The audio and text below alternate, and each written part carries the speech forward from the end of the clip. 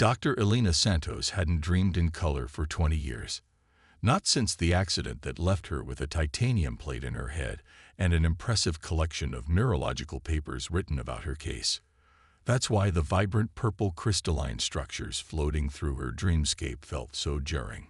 She floated in what seemed like an endless expanse of space, watching as the crystals pulsed with an inner light that somehow conveyed meaning. Emotions, concepts, and fragments of understanding filtered through her consciousness. Danger. Help. Coming. The impressions grew stronger with each pulse of light. When she woke in her San Francisco apartment, the remnants of the dream clung to her mind with unusual clarity. Elena reached for her tablet, hands trembling slightly as she pulled up her dream journal app.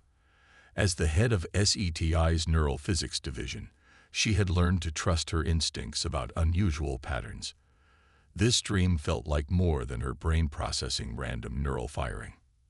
The next morning, she wasn't entirely surprised to find her inbox flooded with emails from colleagues around the world. They all described the same dream. The probability of mass shared dreaming is effectively zero, Elena explained to the hastily assembled panel of international scientists 2 days later. The holoprojector in the center of the SETI conference room displayed a global map dotted with thousands of points of light, each representing someone who had reported the crystal dream. Yet we have over 10,000 documented cases, all describing identical imagery and sensations. The statistical impossibility suggests an external source. Dr. James Chen, her longtime colleague in quantum mechanics, leaned forward. You're suggesting some kind of directed neural interference on a global scale. More specifically, Elena said, pulling up a new hologram showing brain wave patterns, I believe we're dealing with quantum-level manipulation of consciousness. These patterns show up in everyone who experienced the dream, regardless of their location or brain chemistry. It's as if something, or someone, found a way to directly interface with human consciousness through quantum fields we don't yet understand. The room erupted in skeptical murmurs, but Elena continued. We've theorized for years that consciousness might have quantum properties. What if an advanced civilization discovered how to use that as a communication medium? Traditional radio waves and electromagnetic signals are limited by light speed and subject to degradation. But quantum entanglement, that could allow instantaneous communication across any distance. Assuming this is communication, interrupted Dr. Sarah Williams, a prominent neurologist, what are they trying to say? Elena projected her dream journal entries. The emotional and conceptual content has been consistent across reports. Danger. A request for help. Something is coming. But the most interesting part. She highlighted a section of her notes. The messages are getting stronger. Whatever this is, it's learning to communicate with us more effectively with each passing night. That evening, Elena sat in her lab, surrounded by quantum field sensors and neural monitoring equipment. If the pattern held, the dream would come again when she slept. This time, she would be ready to record every possible data point. As she drifted off in the specially designed recording chair, the familiar purple crystals appeared almost immediately. But this time, they formed more complex patterns. Images began to take shape, a massive object moving through space, consuming everything in its path. Whole solar systems vanished into what looked like a tear in the fabric of reality. The crystals pulsed faster, more urgently. Elena felt her consciousness expanding, touching others who were dreaming the same dream. Thousands of minds linked together, forming a vast neural network that somehow strengthened the alien communication. We are the sentinels, a thought that wasn't hers echoed through the network. We have watched countless civilizations fall to the void. But your species has something we've never seen before. Your consciousness resonates differently. You can perceive us, understand us. This may be our last hope. Elena forced herself to remain calm, to maintain the connection. What is the void? How long do we have? The void is entropy given consciousness. The response came. It seeks to accelerate the heat death of the universe by consuming energy and complexity, breaking down all structured matter into its simplest form. We have failed to stop it for millions of years. But your species, your ability to form these quantum neural networks naturally, you might succeed where we could not. Images flooded Alina's mind. Civilizations far more advanced than humanity trying to fight the void with antimatter weapons, artificial singularities, and technologies she could barely comprehend. All failing. All being consumed. 3 of your solar years, the Sentinels continued. That is how long before it reaches your sector of space. We can teach you what we know, help you understand the quantum technologies we've developed. But you must find a way to use them differently. Your consciousness allows for configurations we cannot achieve. Alina felt the connection beginning to fade as her mind struggled to maintain the quantum link. Before it dissolved completely, one final message burned itself into her awareness. You are not alone in this fight, but you may be the last hope for all conscious life in the galaxy. She awoke with a gasp, her monitoring equipment screaming with data. As she struggled to organize her thoughts, her tablet lit up with urgent messages. Similar experiences had been reported worldwide, but with a new pattern emerging. The shared dreams were strongest among people with histories of neurological trauma or unusual brain structure. People like her, whose minds had been forced to rebuild neural pathways in unconventional ways. Alina quickly composed a message to the International Science Panel. We need to convene immediately. I know why they chose Earth, why they chose us. Our capacity for neural plasticity, our ability to reshape our consciousness after trauma. It's not just unique, it's essential. We have 3 years to learn how to weaponize human consciousness itself. As she sent the message, Alina glanced at the quantum field readings from her dream state. The patterns were unlike anything ever recorded in nature or in the lab. Humanity had just been thrust onto a galactic stage they never knew existed, and their greatest weapon would not be their technology, but their fundamentally human ability to adapt, to rebuild, to reshape their very consciousness in the face of impossible challenges. The war for the future of consciousness itself was about to begin, and humanity's greatest weakness, their messy, adaptable, trauma-scarred minds, would prove to be their greatest strength. The Quantum Consciousness Research Center sprouted from the Nevada desert in less than 6 months, a testament to how quickly humanity could move when faced with extinction. Dr. Elena Santos stood at the observation window, watching as engineers installed the final components of the neural bridge, a massive array of quantum processors specifically designed to amplify and focus human consciousness. The latest simulations are promising, Dr. Chen said, joining her at the window. He handed her a tablet displaying complex quantum field equations. When we link multiple trauma-adapted minds through the bridge, the quantum resonance patterns match what we recorded during the Sentinel contact. Elena nodded, her fingers unconsciously tracing the scar hidden beneath her hair. How many volunteers do we have now? Over 5,000 worldwide, all with documented cases of neural reconstruction following trauma. Stroke survivors, accident victims, people with experimental neural implants. He paused. Like you. The first 6 months after the initial contact had been chaos. Governments worldwide had struggled to accept the reality of the situation, that an ancient race of quantum beings had chosen Earth as their last hope against a cosmic horror, all because human brains were uniquely adaptable. More specifically, because damaged human brains could rebuild themselves in ways that created natural quantum neural networks. Director Santos, a young researcher, burst into the observation room, tablet clutched to her chest. We're detecting new patterns in the background quantum field. They're similar to the Sentinel signatures, but different. Elena was already moving. Wake the volunteers in Block A, get them to their pods. James, start the bridge initialization sequence. Within 30 minutes, Elena lay in her own neural interface pod, surrounded by the soft hum of quantum processors. Around her, 50 other volunteers with similar histories of neural trauma were being connected to the system. The neural bridge hummed to life, and Elena felt her consciousness expanding, touching others. forming connections that shouldn't be possible according to classical physics. The purple crystalline structures appeared in their shared consciousness, but they were sharper now, more defined. Through the bridge, they could maintain the connection indefinitely, no longer limited to dream states. "You have made remarkable progress." The Sentinel's thoughts resonated through their linked minds.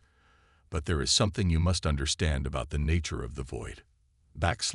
Images flooded their shared consciousness, vast fields of stars going dark, not just dying but being fundamentally unmade. The void wasn't just consuming energy. It was breaking down the very laws that allowed complexity to exist. "It seeks patterns," the Sentinel explained. "Ordered systems. Consciousness itself is its primary target, as consciousness represents the highest form of organized energy in the universe." Through the neural bridge, Alina felt the horror of her fellow volunteers as they grasped the truth. The void wasn't just a threat to life. It was a threat to the very possibility of life, of thought, of existence itself. "But your minds," the Sentinel continued, "they exist in a state we thought impossible. When damaged, you don't simply heal. You rebuild in ways that defy entropy. Each of you in this network, your reconstructed neural pathways, create quantum configurations that the void cannot predict or break down." Dr. Chen's voice cut through their shared consciousness. "Alina, look at the quantum field readings. The bridge isn't just amplifying our signals, it's generating new quantum states we've never seen before." Alina focused her attention on the data flowing through their network. He was right. The interaction between their trauma-adapted minds and the quantum technology was creating something entirely new. The bridge wasn't just a communication tool. It was becoming a laboratory for consciousness itself.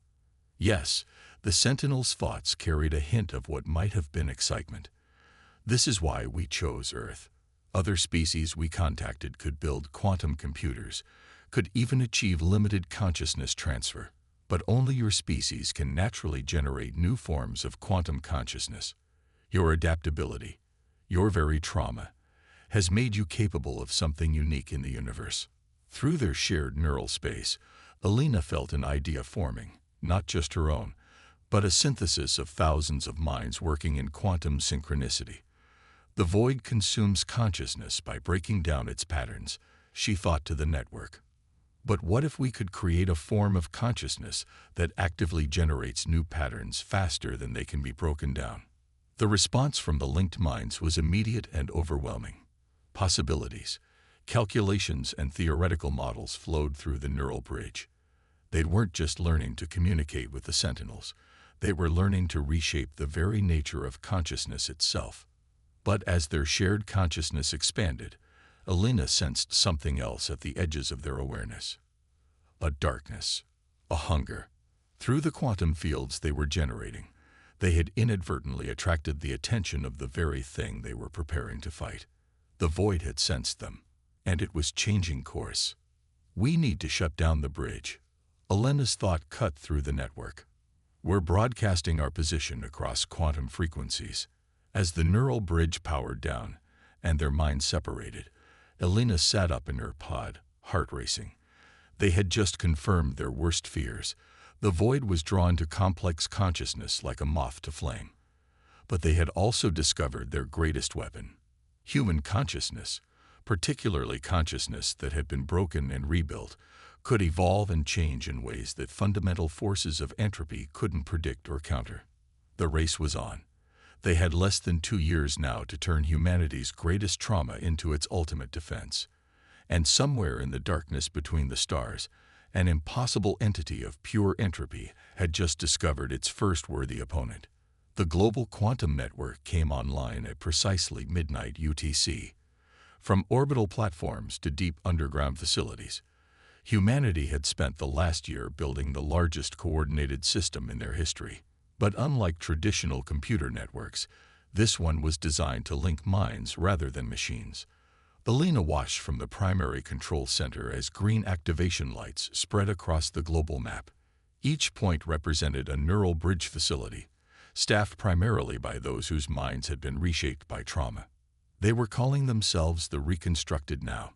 People whose broken minds had reformed in ways that could touch the quantum substrate of reality itself. Consciousness synchronization at 30% and climbing. Dr. Chen reported, his fingers dancing across holographic displays.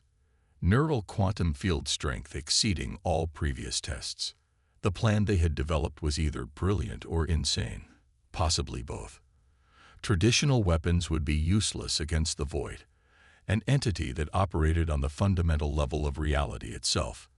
Instead, they would turn humanity's consciousness into a weapon, using their unique ability to generate new quantum patterns to create a defense that could evolve faster than the void could consume it. Director Santos, a young technician, called out, "We're receiving the first clear transmission from the Sentinel network."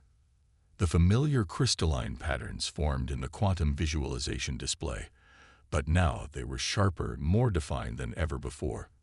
Through the global network of neural bridges, they could finally maintain stable communication with the ancient quantum beings who had warned them of the coming threat. "Your species continues to surprise us." The Sentinel's thoughts resonated through the network. "We have watched you build in 1 year what took other civilizations centuries to achieve. Necessity is the mother of invention." Elena responded through the quantum link, "And having the accumulated knowledge of your species certainly helped. But we've gone beyond merely copying your technology. Show them, James." Dr. Chen activated the prototype they had developed, the quantum consciousness amplifier. Unlike the neural bridges, which simply connected minds, the QCA could actively reshape the quantum fields generated by human consciousness. Through it, they could create patterns of almost infinite complexity, patterns that could theoretically overwhelm the void's ability to break down structured reality. "This is unprecedented." The Sentinel's response carried a mix of awe and concern. "The energy requirements alone should make this impossible." "That's where we discovered something interesting," Elena explained, bringing up the latest research data. "The human brain, particularly ones that have undergone trauma and reconstruction, doesn't just generate quantum patterns, it amplifies them. Each mind in our network acts as both receiver and transmitter, creating a self-sustaining cascade of consciousness that requires far less energy than artificial quantum systems." Through the network, Elena could feel the excitement of thousands of connected minds as they demonstrated their discovery. When they worked in harmony, the reconstructed could generate quantum fields orders of magnitude more powerful than any technology alone could produce. But their triumph was short-lived. Warning alarms suddenly blared across every neural bridge facility worldwide. "Massive quantum disturbance detected at the edge of the solar system," Dr. Chen announced, his voice tense. "The pattern matches what the Sentinels showed us. It's the void, and it's coming much faster than we predicted." Elena felt the fear ripple through the network of connected minds, but it was quickly replaced by determination. They had prepared for this, had trained for months to maintain their quantum harmony even under extreme stress. Now they would see if humanity's greatest gambit would pay off. "Begin Phase 2, Elena commanded. Around the world, thousands of reconstructed minds deepened their connection to the quantum network. The QCA hummed to life, its massive arrays beginning to reshape the very fabric of space-time around Earth. "What you attempt is dangerous," the Sentinel warned. "No species has ever tried to actively counter the void's entropy effect. The energy backlash alone could destroy your solar system. That's why we're not trying to counter it." Elena replied, a fierce smile crossing her face. "We're going to do what humans do best: adapt and evolve. The void breaks down patterns. Fine. We'll give it patterns that evolve faster than it can break them down. Every attempt to consume our consciousness will only make us stronger." Through the quantum network, Elena felt the approval and support of thousands of fellow reconstructed. Each of them had faced their own personal void, stroke, trauma, injury, and had rebuilt themselves stronger than before. Now they would do the same on a cosmic scale. The QCA reached full power, and the quantum field surrounding Earth began to pulse with new patterns, each more complex than the last. They were creating a shield unlike anything the universe had seen before, not a static barrier, but a living, evolving field of pure consciousness that could learn and adapt in real time. As the void's presence grew stronger at the edge of their solar system, Elena sent a final thought through the network. Remember what we learned from our own traumas. Sometimes, breaking is just the first step to becoming something greater. Let's show this cosmic horror what humanity does best: turn destruction into creation. The darkness between the stars grew deeper as the void approached. But for the first time in its incomprehensible existence, it was about to encounter a form of consciousness that didn't fear being broken, because breaking and rebuilding was exactly what had made humanity strong enough to face it. The void arrived like a curtain of absolute darkness falling across the stars. Through the quantum network, every connected mind felt its presence, an absence so complete it made the vacuum of space seem crowded by comparison. This was entropy given purpose, the heat death of the universe made hungry and aware.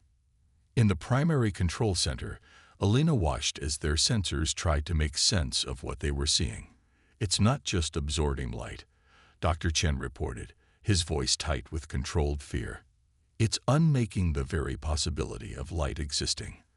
The quantum fields at the edge of the solar system are just stopping." "All neural bridge facilities reporting ready," announced Dr. Sarah Williams, their head of global operations. "Quantum consciousness amplifier at full power. The shield is holding." Around Earth, the quantum field generated by thousands of connected human minds shimmered like an aurora of impossible colors. Each ripple represented billions of evolving neural patterns, consciousness expressed as pure energy. They had turned their thoughts into a barrier against the end of existence itself. The void struck. Every person connected to the network felt it, like a headache made of absolute zero, a cold that went beyond temperature into the realm of pure mathematical absence. The quantum shield buckled under the assault as the void tried to break down its patterns. But something unexpected happened.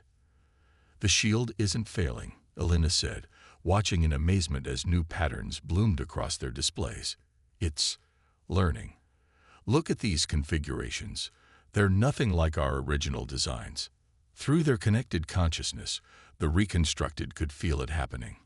Every attack by the void caused their linked minds to adapt, to create new quantum states that existed in ways that entropy itself couldn't predict. They weren't just defending against the void. They were evolving faster than it could consume them. "Impossible," the Sentinel's thought echoed through the network. "The void's entropy effect is absolute. No pattern can resist it." "You don't understand humanity very well," Elena responded, her mind synchronized with thousands of others as they continued to generate new forms of consciousness. "We don't resist trauma. We grow from it. Our greatest breakthroughs, our most profound developments, they all come from overcoming what should have broken us." The void's attack intensified. Whole segments of their quantum shield collapsed, only to reform in configurations more complex than before. Each failure taught them something new. Each breakdown led to a stronger reconstruction. "We're not just defending anymore," Dr. Chen realized, studying the readings. "The shield is expanding. Our consciousness patterns are propagating through the void's own structure." Elena felt it through the network. They were doing more than creating a barrier. Their evolved consciousness was spreading like a virus through the very fabric of space-time, infecting the nothingness with the possibility of something. Where the void consumed complexity, they were seeding it. Where it broke down patterns, they were planting the seeds of new ones. "All neural bridge facilities, increase power to the QCA," Elena commanded. "We're not going to beat the void by being stronger. We're going to beat it by being more creative than entropy itself." Through their linked minds, every reconstructed person on Earth contributed to what happened next. Their consciousness, shaped by trauma and rebuilt stronger, poured into the quantum fields. They weren't fighting darkness with light. They were teaching darkness how to dream. The void's attack faltered. For the first time in its eternal existence, it encountered something it couldn't simply break down and consume. Human consciousness, multiplied through thousands of minds and amplified by quantum technology, was creating faster than it could destroy. "Look at these readings," Dr. Williams gasped.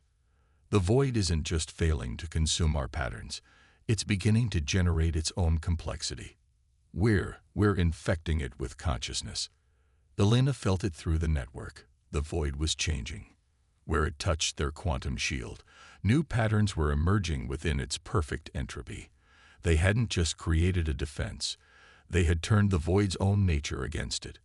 By attempting to break down their consciousness, it had exposed itself to the one thing it couldn't handle, the human capacity for endless reinvention. "You have done something we thought impossible," the Sentinel communicated. "You haven't just survived the void. You've begun to transform it." Through their linked minds, every reconstructed person on Earth contributed to what happened next. Their consciousness, shaped by trauma and rebuilt stronger, poured into the quantum fields. They weren't fighting darkness with light. They were teaching darkness how to dream. The void's attack faltered. For the first time in its eternal existence, it encountered something it couldn't simply break down and consume. Human consciousness, multiplied through thousands of minds and amplified by quantum technology, was creating faster than it could destroy. "Look at these readings," Dr. Williams gasped. "The void isn't just failing to consume our patterns, it's beginning to generate its own complexity. We're infecting it with consciousness." Elena felt it through the network. The void was changing.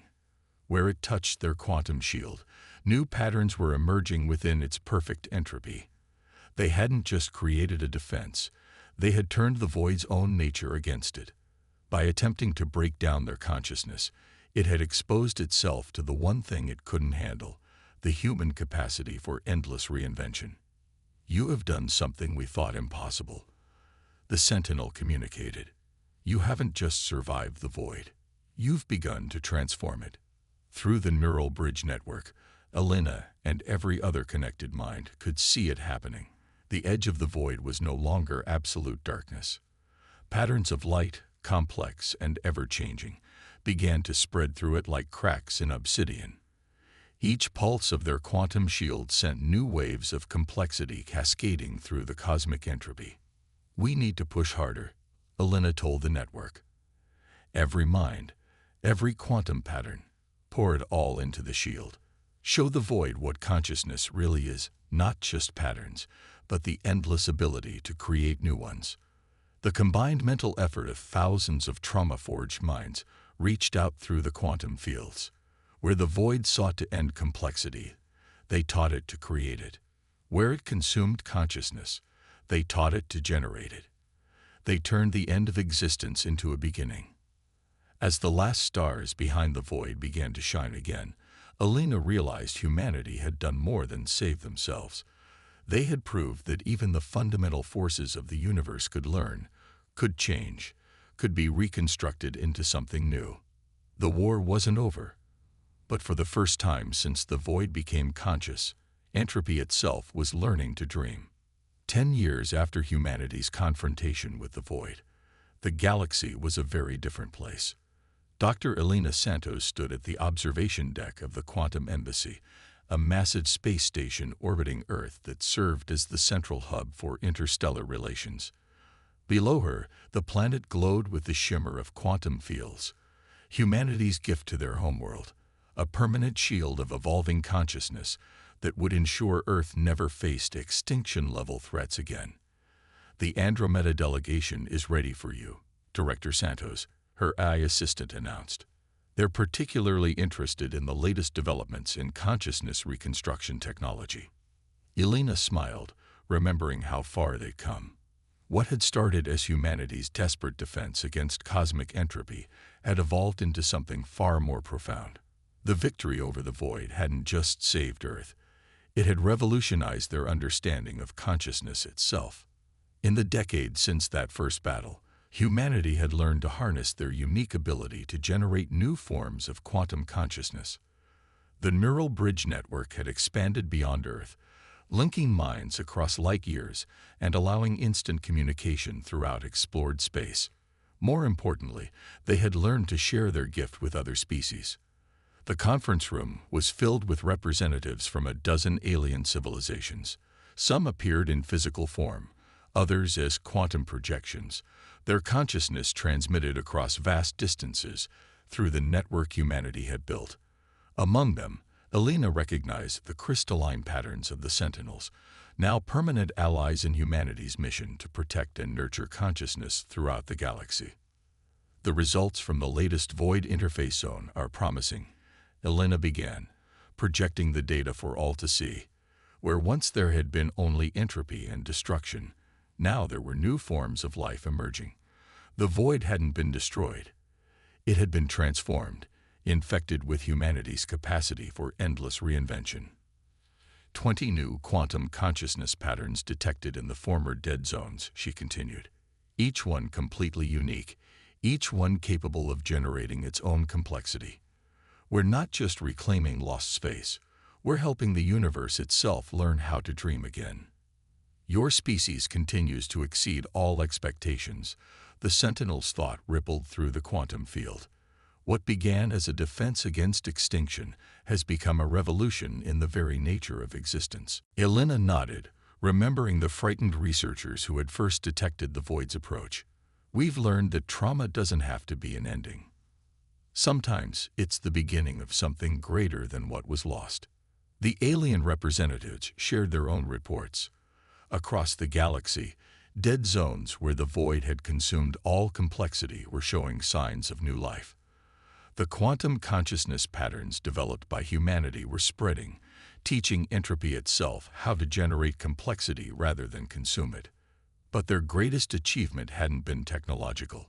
Humanity had shown the galaxy a new way of thinking about consciousness itself. Their neural plasticity, their ability to rebuild and adapt after trauma, had proved to be the key to evolution on a cosmic scale. We're ready to begin Phase 3 of the Galactic Reconstruction Initiative, Elena announced. The quantum network now reaches 60% of known space. With your help, we can expand it to cover the entire galaxy within 5 years. Through the neural bridge, Elena felt the approval and excitement of thousands of connected minds, human and alien alike. Each species brought their own unique perspective to the network, their consciousness adding new dimensions to the ever-evolving quantum patterns that protected existence itself. There is something you should know, the Sentinel communicated privately to Elena. We have detected quantum resonances from other galaxies. They are familiar. Elena understood immediately. Other voids existed out there in the darkness between galaxies. But now, humanity knew how to face them. More than that, they knew how to transform them. Prepare the long-range quantum probes, she instructed her team, and contact all neural bridge facilities. Tell them to begin consciousness expansion protocols. She turned to address the gathered representatives. It seems our work is just beginning. There are more minds out there waiting to learn how to dream. As the meeting concluded, Elena returned to the observation deck. Earth glowed below, its quantum shield rippling with endless new patterns of consciousness. Humanity had come so far from their first frightened detection of the Void.